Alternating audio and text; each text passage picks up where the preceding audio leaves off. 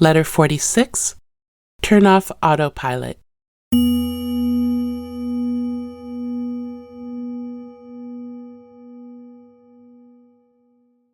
Strictly speaking, you can talk to God all day long. Yet it's good to find time for a deliberate communion. This has a way of resetting you for the day or for the night's rest. Clear your mind of side issues. Do this twice daily with God or your angels. Unburden yourself this way that you may travel through life with lightness of being. The more that you reduce the shadows upon your heart, the more that it opens up to guide you. As you heal your shadows, you open up a clear communication between you and your light team, be it God or your angels. The way becomes smoother once your heart is activated to be involved. Clearing away the shadows unveils the heart. The angels are already speaking to you, but this unburdening helps you to notice those messages. Prepare yourself for communion. The bathrobe is not a problem, but how about some slippers or socks? Your toes might get cold. Prepare yourself for comfort. Support your body so that it behaves while you move into a nurturance of the spirit. Did you know that your spirit is made up of God? Yes, it's true. And don't you think that your spirit gets lonely without daily communion with its source? Yes, of course. So essentially, when you connect with God, your own spirit gets calibrated to the frequency of its source. This puts you into a state of peace and harmony. Life will do its best to tear that apart, hence the importance of twice daily connections so you can reset over and over again. As you move about the day, notice where your attention is. Take a second to just notice where your attention is fixated. Notice often. Be the driver of your vehicle by looking out the front window. Notice where you are headed. For your moments are made up of the thoughts in the preceding moments.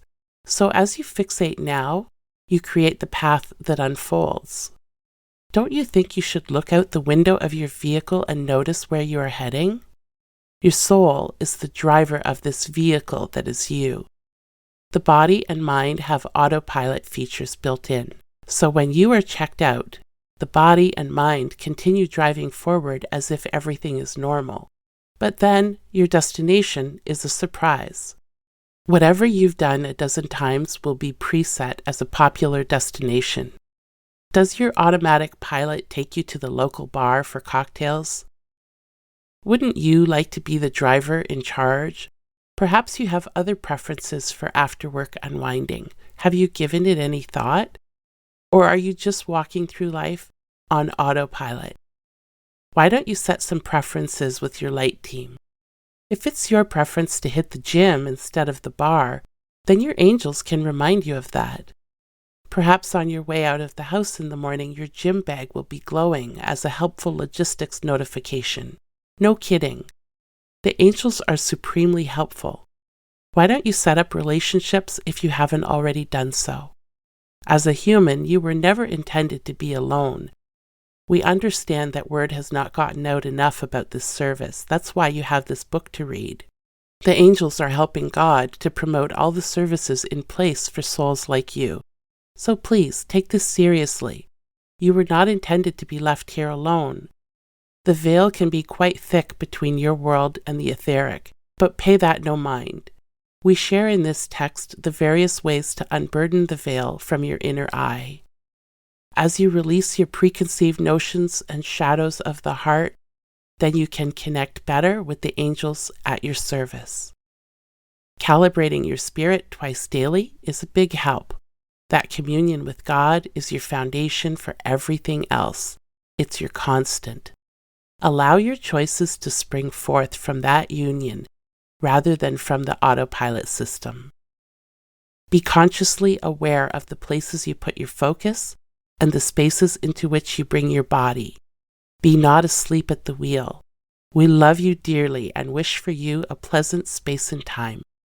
Until our next letter, signing off with love and light.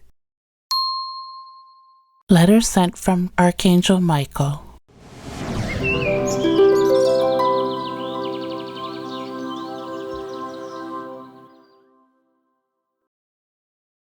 Excerpted from the book God 2.0, Updated Owner's Manual for Humans.